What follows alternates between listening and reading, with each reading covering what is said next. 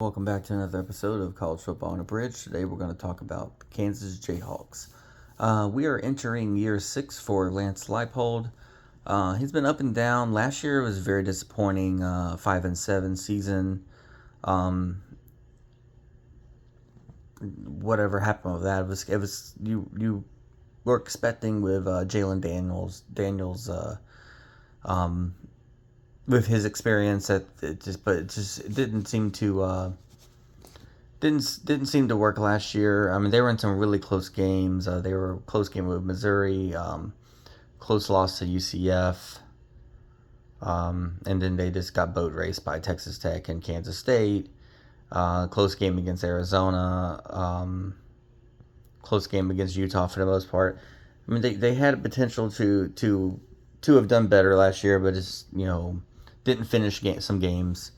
Jalen Daniels is gone. He's been there. He was there for almost a decade.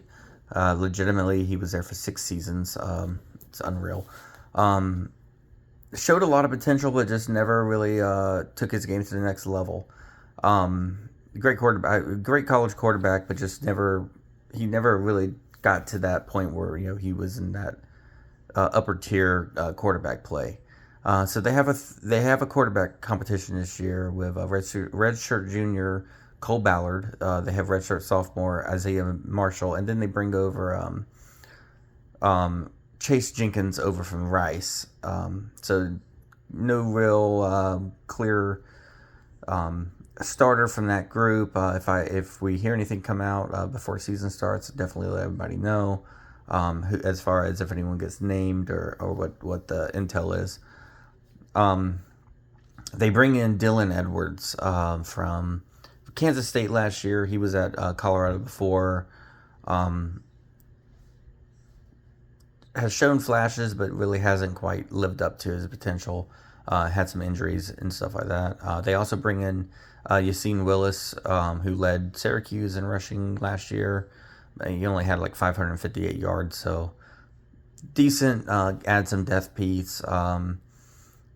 To have a 1-2 punch running back there. It looks pretty good. While you're figuring out your quarterback situation.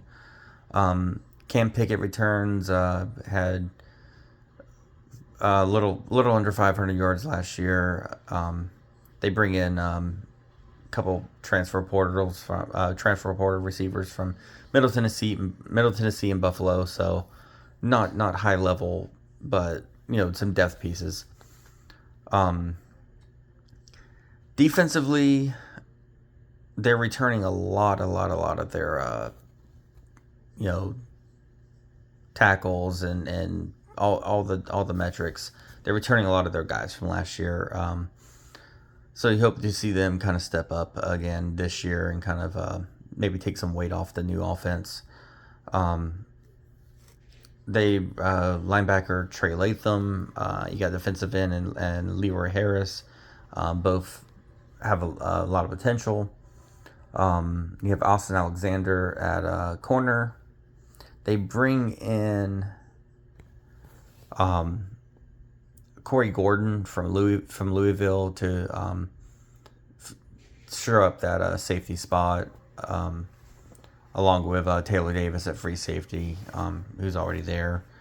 They also bring in Trayvon McAlpine from Tulane, who defensive tackle who had 35 tackles and two TFLs last year. So you got some depth, some rotation guys.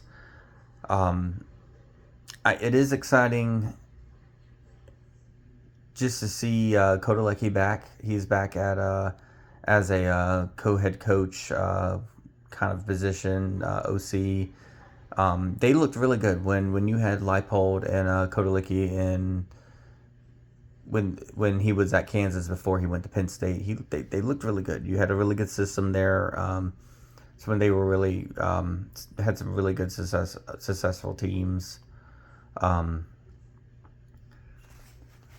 They had probably their best years. So hopefully you get back to that. Again, it's a quarterback play like pretty much every single one of these teams. It's the quarterback play. Who's as they go, everybody else goes. But they do have running back depth to offset that, and the defense has some pieces too.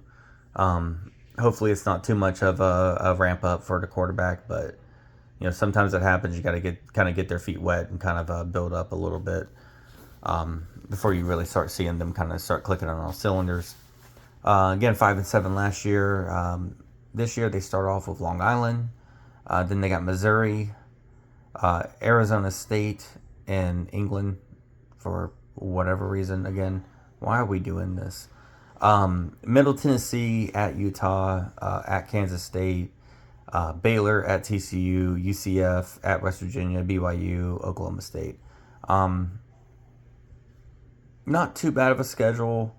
I just don't like this whole, why are we traveling over to London for a game that, I mean, what's the market for a Kansas Arizona State game in England? I mean, if I was there and it was playing, I would go see it. But I don't know what the point of this is. That Missouri game, Arizona State to start the year, at Utah, at Kansas State in the beginning of the year. The first part of the year looks pretty rough, and you got BYU to end, and at the end of the year you got Oklahoma State at Oklahoma State, which by that time things could be really clicking for them. In their new system, they should be. Hopefully, we get to see Oklahoma State back to the old days, but it's a lot of unknown at quarterback and a tough start to the year that you might get a few hiccups in the beginning of the year. So you're hoping for getting somewhere around that 500, 6-6, 7-5 season. Would potential for more. Again, is Big 12, so